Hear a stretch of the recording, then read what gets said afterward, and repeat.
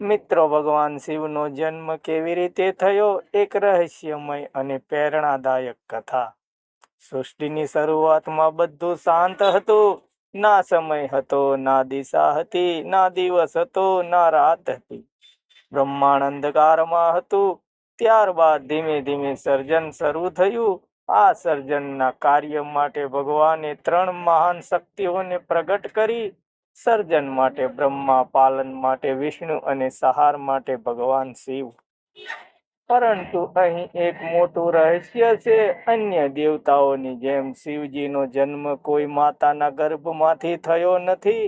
તેઓ તો અનાદિ છે, એટલે કે તેઓ શરૂઆતથી જ અસ્તિત્વમાં છે. પરંતુ પુરાણોમાં એક અદ્ભુત કથા આવે છે જે બતાવે છે કે શિવજી કેવી રીતે પ્રગટ થયા. બ્રહ્મા અને વિષ્ણુ વચ્ચેનો વિવાદ. એક વખત બ્રહ્માંડમાં બ્રહ્મા અને વિષ્ણુ વચ્ચે ચર્ચા શરૂ થઈ. બંનેમાં પ્રશ્ન ઊભો થયો કે આખા બ્રહ્માંડમાં સૌથી મહાન દેવ કોણ છે? બ્રહ્મા કહેતા હતા કે હું આ આખા બ્રહ્માંડનો સર્જનહાર છું. બધા જીવો અને પ્રાણીઓ મેં બનાવ્યા છે, તેથી હું સૌથી મહાન છું. વિષ્ણુ જવાબ આપે છે, મહત્વનું છે, પરંતુ તેને સંભાળવું વધુ મહત્વનું છે. હું સમગ્ર બ્રહ્માંડનું પાલન કરું છું, તેથી હું સૌથી મહાન છું. આ ચર્ચા ધીમે ધીમે અહંકારમાં બદલાઈ ગઈ. બંને પોતાને શ્રેષ્ઠ સાબિત કરવા માંગતા હતા. અચાનક થયેલો ચમત્કાર. જ્યારે બંને દેવતાઓ વચ્ચેનો વિવાદ વધી રહ્યો હતો, ત્યારે અચાનક એક અદ્ભુત ઘટના બની. તેજસ્વી પ્રકાશનો સ્તંભ પ્રગટ થયો. તે પ્રકાશ એટલો તેજ હતો કે આખું બ્રહ્માંડ ચમકી ઉઠ્યું. આ પ્રકાશનો ઉપરનો અંત ક્યાં છે, એ નીચેનો અંત ક્યાં છે, તે કોઈને દેખાતો નહોતો. બ્રહ્મા અને વિષ્ણુ બંને આ અદ્ભુત દ્રશ્ય જોઈને આશ્ચર્યચકિત થઈ ગયા. બંને દેવતાઓએ નક્કી કર્યું કે જે આ પ્રકાશના સ્તંભનો અંત શોધી લાવશે તે જ સૌથી મહાન ગણાશે. વિષ્ણુએ કહ્યું, હું નીચે જઈને આ પ્રકાશનો અંત શોધી લાવું છું. તેમણે તરત જ વરાહ સુવરનું સ્વરૂપ ધારણ કર્યું અને નીચે તરફ યાત્રા શરૂ કરી. બીજી તરફ બ્રહ્માએ હંસનું સ્વરૂપ ધારણ કર્યું અને ઉપર તરફ ઉડવા લાગ્યા. હજારો વર્ષોથી શોધ. વિષ્ણુ ભગવાન હજારો વર્ષ સુધી નીચે તરફ જતા રહ્યા, પરંતુ તેમને પ્રકાશનો અંત ના મળ્યો. બ્રહ્મા પણ સતત ઉપર ઉડતા રહ્યા, પરંતુ તેમને પણ અંત ના મળ્યો. નહીં, બંને દેવતાઓ થાકી ગયા. તેમને સમજાયું ગયું કે આ પ્રકાશ સામાન્ય નથી, તેમાં અદ્ભુત અને અનંત શક્તિ છે.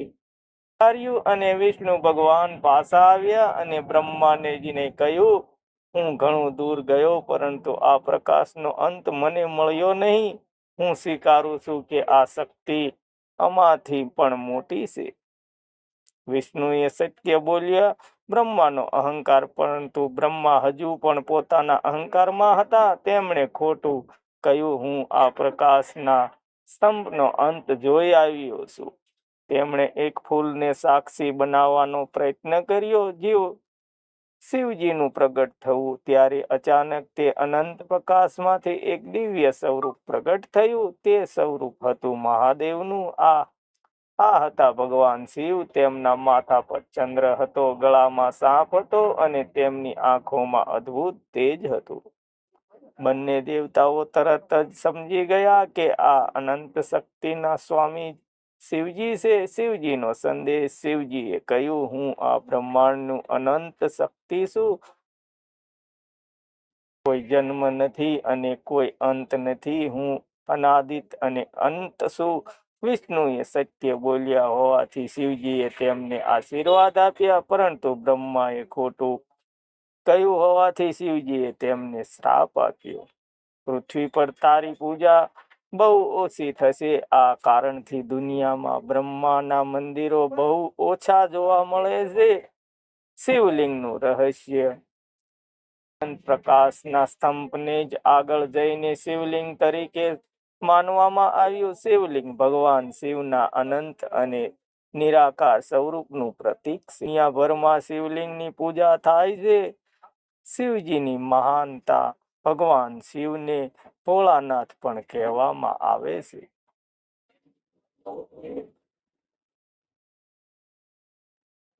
તેઓ ખૂબ જ દયાળુ છે. ફક્ત સાચા મનથી પ્રાર્થના કરે શિવજી તેની પ્રાર્થના સાંભળે છે. તેઓ દેવતાઓના દેવ મહાદેવ છે. તેઓ ભક્તોને શક્તિ, શાંતિ અને આશીર્વાદ આપે છે. આ કથામાંથી મળતી મોટી શીખ.